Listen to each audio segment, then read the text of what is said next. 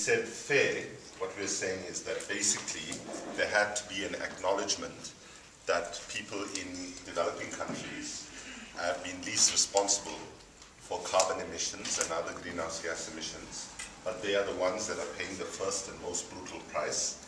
According to Kofi Annan's organization, in 2008, we can track at least 300,000 deaths globally that are directly related to climatic impacts.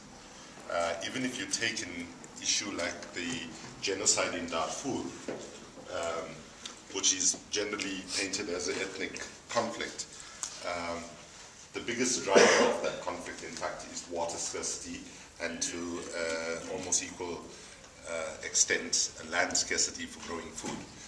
Those of you who saw Al Gore's Inconvenient Truth will remember that he actually talks about Lake Chad being one of the largest inland seas in the world, and as a result of climatic impacts is virtually dry.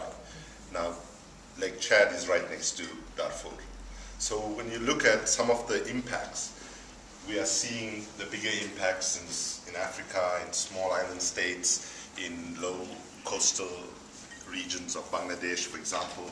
We already can talk about millions of, well, there's a debate about whether they should be called climate refugees or climate-induced migrants.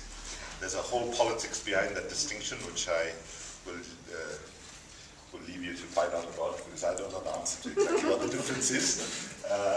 But essentially, when we said fair, we said the responsibilities of rich countries needed to be much more than poor countries. That's part of what we're talking about fair. Secondly, we're also saying that in terms of compensation, or in terms of helping poor countries to adapt to, as well as to bypass some of the dirty energy solutions that rich countries use to get where they are in terms of developing economies, to be able to bypass them. And the figure that we were calling for in terms of funding on an annual basis was a minimum of 140 billion a year. I'll come back to that figure in a second. So that's what we meant. Ambitious, what we meant by that was, what we needed was not simply baby steps in the right direction.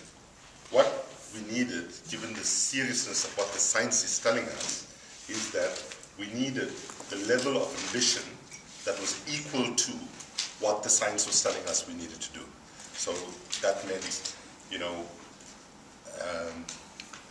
emissions reductions in developed countries of between 30 and 40% by 2020, 80% reductions by 2050, and so on.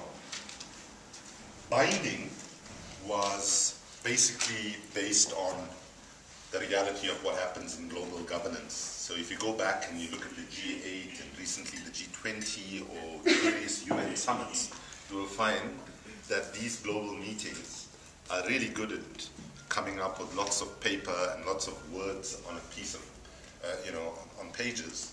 But if you go back and you look at whether there is a implementation that is binding, you'll find that it's very low. So for example, the Millennium Development Goals, which is supposed to be achieved by 2015, if it wasn't for economic growth in India and China, we would be way, way behind in terms of any of the 8 goals that were set.